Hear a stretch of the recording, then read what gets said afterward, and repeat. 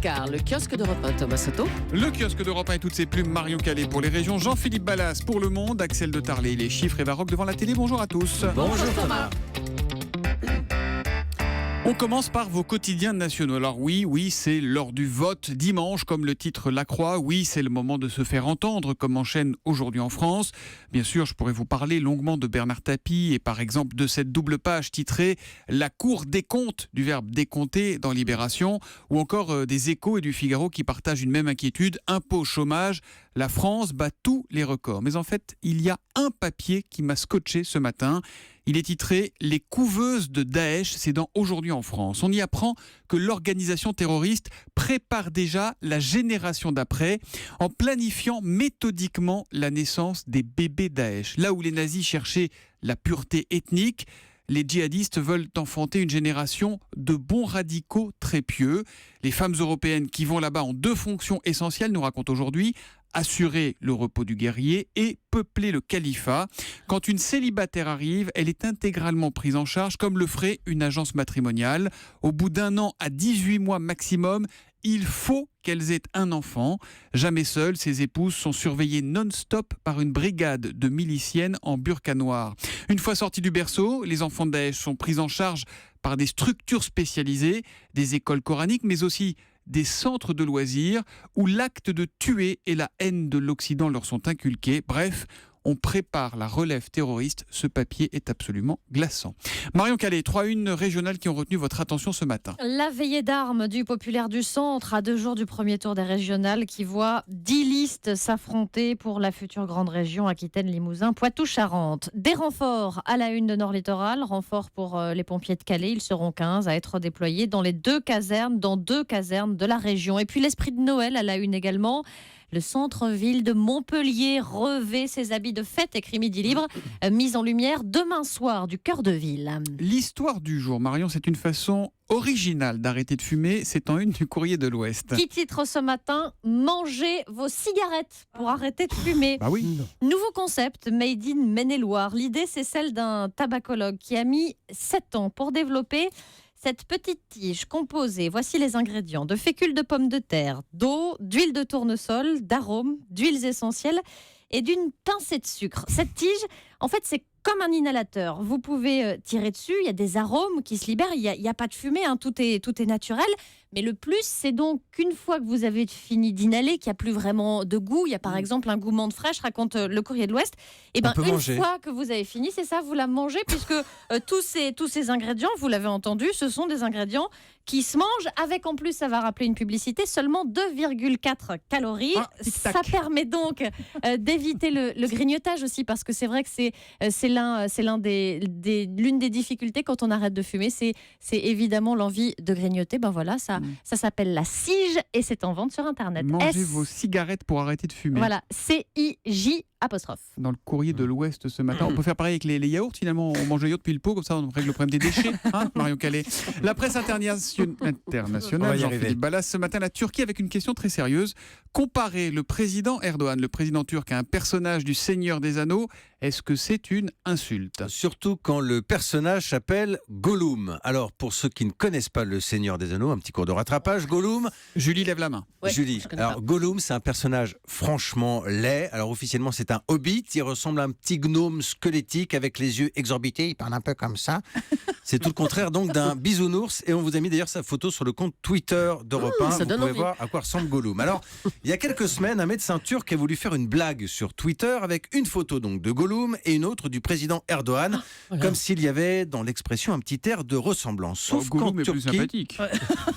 Oui, vous allez comprendre qu'il est plus sympathique parce qu'en Turquie, insulter le chef de l'État, c'est interdit. Vous risquez même jusqu'à 2 ans de prison. Et donc la justice s'est emparée du dossier. Visiblement, elle a du mal à trancher. C'est le quotidien Zamansday qui raconte l'histoire. Le tribunal a des doutes et après plusieurs audiences, les magistrats ont finalement décidé de nommer un collège d'experts. Tout ça est très sérieux. 2 académiciens, 2 psychologues et même un spécialiste du cinéma. Et ensemble, ils vont devoir répondre à cette question. Comparer le président à Gollum peut-il être considéré comme une insulte? Donc la réponse est attendue maintenant fin février. Blague à part, on espère que le médecin internaute ne finira pas sous les verrous quand même pour cette petite blague. Gollum a beaucoup apprécié votre papier. Je crois qu'il a un petit message pour vous. Mon Julie a très peur. Julie a très Ah ouais, peur. c'est terrible. C'est la voix de Gollum. Ah d'accord, ok. J'ai cru Elle en est comprendre. agent de Florette. Là, ce week-end, on va essayer de rattraper E.T. Après, on ira vers le cinéma.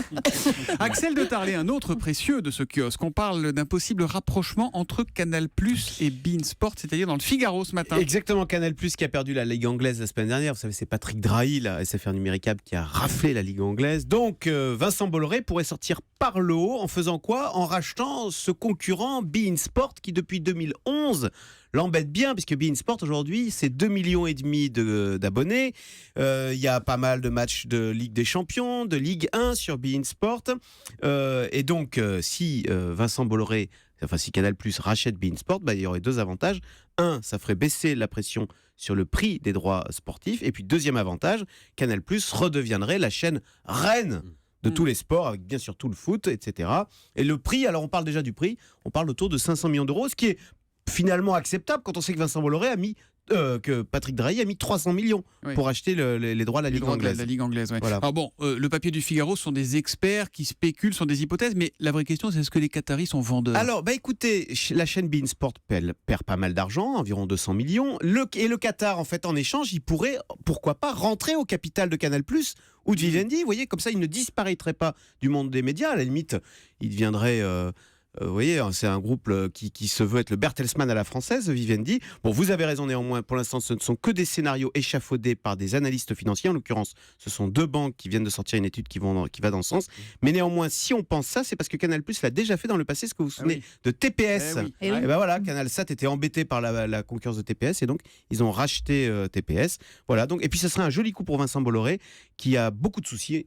C'est le moindre des choses avec Canal+ depuis pas mal de temps. Donc, On se dit comme ça que ça peut être. être tentant, mais on a l'impression Voilà, qu'il y a quand même loin de la coupe aux lèvres. Hein. C'est donc à lire dans le Figaro ce matin.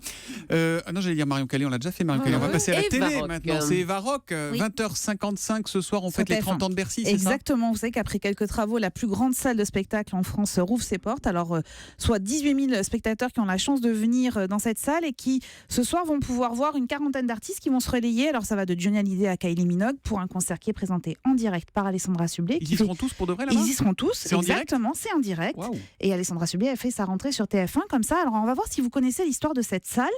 Ce groupe est le premier à s'être produit à Bercy. Scorpion. Ah, Oui, Scorpion, ouais. bien joué. Les Allemands. Une question uniquement pour Julie, vous ne Pourquoi répondez pas les Axel, autres. pourquoi vous répondez pas Axel, demandez si c'était des Allemands. Oui, c'est Scorpion. des Allemands. oui, Ah, oui, Scorpion, oui. Et là, on Julie, connaît là. Julie, Vous le premier connaissez. artiste français à s'être produit à Bercy. C'est Ah Julien. bah Julien Clerc, oui, Eh bien oui. sûr. En 85? Non, Exactement, 85. 85. Mélissa métisse dit bis, sa vie toujours dévêtue. Dites jamais que je vous ai dit ça, ou Mélissa me tue. Le matin derrière ses canisses, alors qu'elle est moitié nue. Sur les murs. c'est Sinon, Rire et Chanson, voilà, on on continue. enchaîne. Voilà. Alors elle a rempli la salle 59 fois, record absolu pour une artiste Dorothée. française. Dorothée. Oh mais non, je ne crois pas. Ah, c'est Dorothée, c'est vrai. Combien de fois? 59 fois. Mais non.